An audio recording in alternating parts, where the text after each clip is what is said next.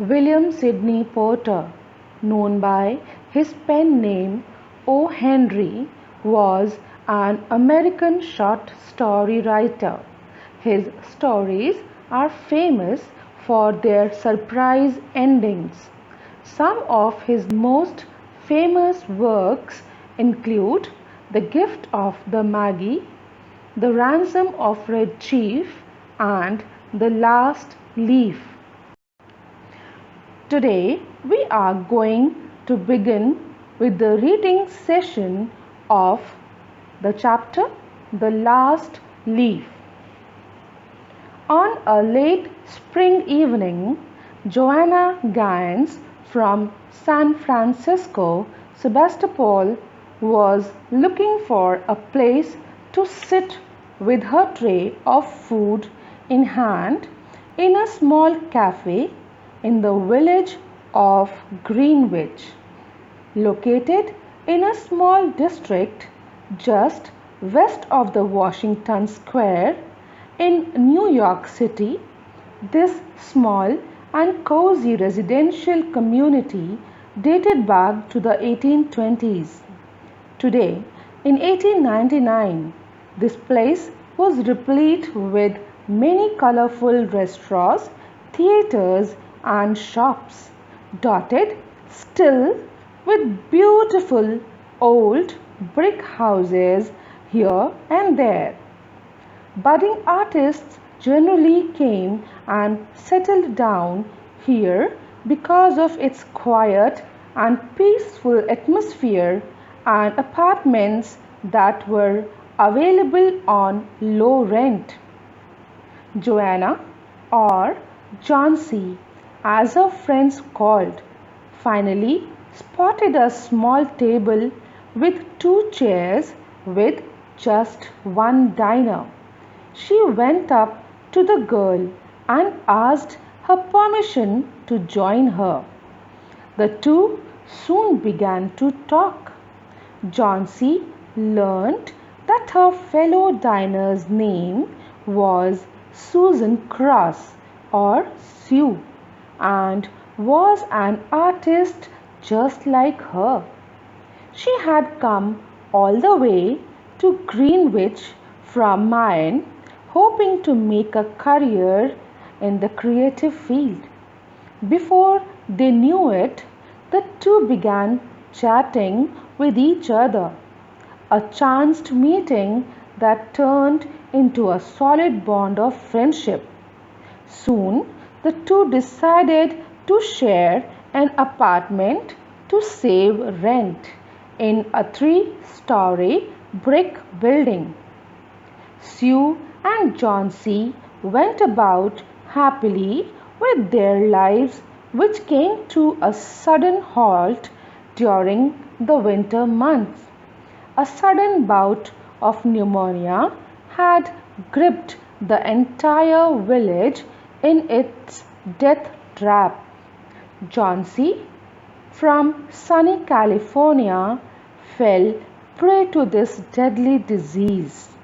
She was too weak to move or eat, and kept staring at the blank side of the next brick house through the small window panes of her room. One morning, as the doctor came for a visit, he informed Sue that Johnsy had lost all desire to live, which had brought down her chances of survival on a scale of 10 to 1. He inquired whether Johnsy wanted to do anything in particular in her life. When Sue informed him that Johnsy had always wanted to paint the Bay of Naples, the doctor rubbished harboring such desires and asked Sue, "Does she have a man in her life who can instill some hope in her?" "A man, doctor? How can a man help?" "No, there is no man in her life," said an exasperated Sue. Well, find her something. Give her something to look forward to live. And saying so, the doctor left, leaving a clueless Sue trying to find ways to help her friend. She went into her workroom and cried for some time.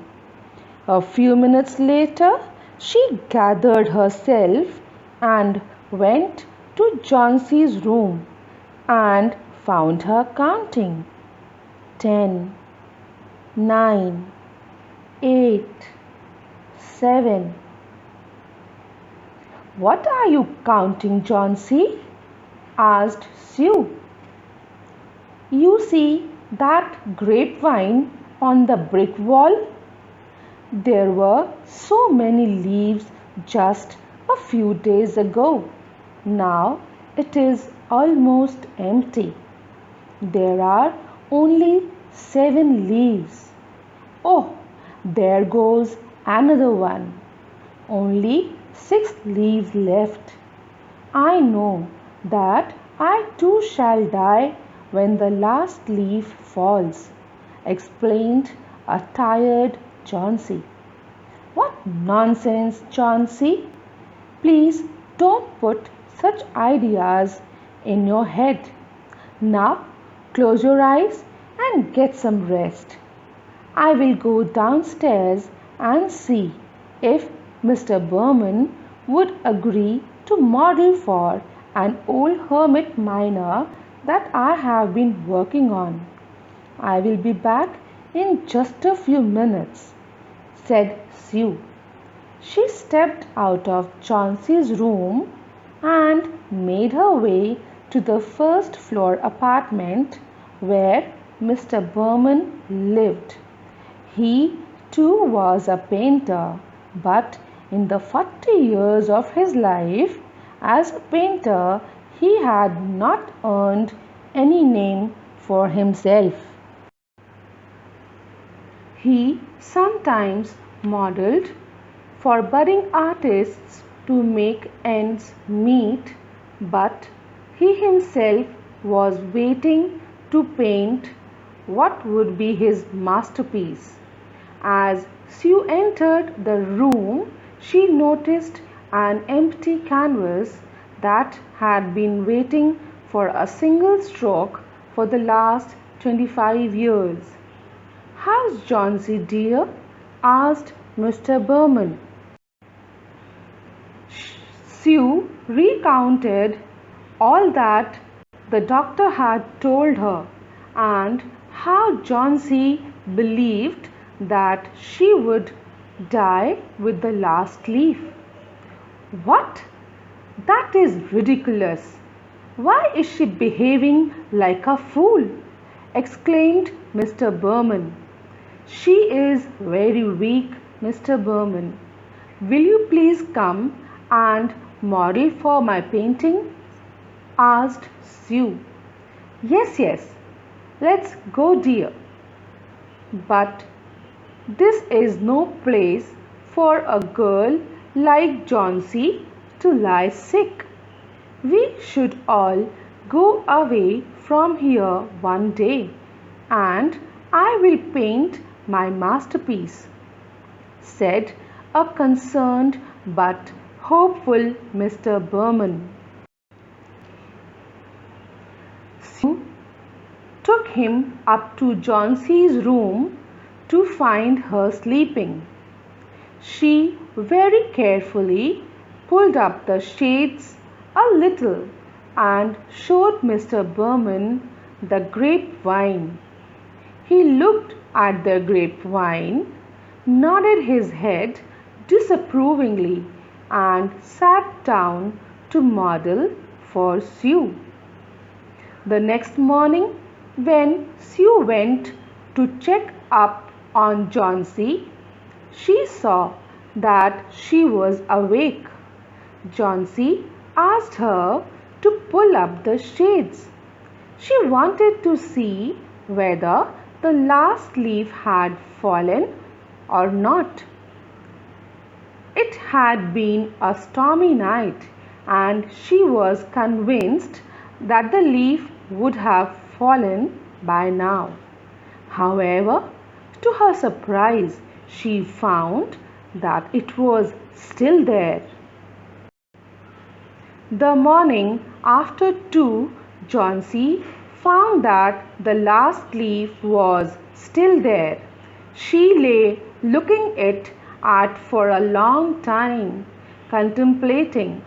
Suddenly, she called Sue to her side. Sue, I have been a terrible person. I thought a lot about the remaining leaf. Do you know why it's still there? It's because the last leaf is a sign that I need to live for something. There is something that wants me to live, said a weak but happy Johnsy. Oh, Johnsy, I'm so glad for you. I'm sure you will get better now, exclaimed Sue. Do bring me some broth and give me a hand mirror so that I can watch you cook, smiled Johnsy. The doctor came to check up on Sue later that day. He declared that she would soon recover and get her strength back thanks to how well Sue was nursing her friend back to health. However, he had some rather unfortunate news as well. You know Mr. Berman from downstairs? He has fallen prey to pneumonia. He is so old, so there is hardly any hope for him to survive. We will be taking him to the hospital to make things a little more comfortable for him. With each passing day, Johnsy regained her health and grew stronger. She had started to paint again. Now that she was up and walking, she wanted to visit Mr. Berman at the hospital. That afternoon, Sue came to Johnsy's room and sat down beside her. Johnsy, I am afraid I have bad news. Mr. Berman succumbed to pneumonia today at the hospital, she said softly. Oh dear, no, no. You remember that night with the awful storm? He was found the next morning downstairs by the janitor. Mr. Berman was dripping wet and cold, shivering and writhing in pain. They were not sure where he had been the night before until they found a lantern, ladder, paintbrushes, and yellow and green colors on his palette in his room. Johnsy, did you never wonder why that last leaf on the grapevine never fluttered or fell? The last leaf on the vine had fallen the night of the storm. He placed this one in its place that night. The last leaf was Mr. Berman's masterpiece.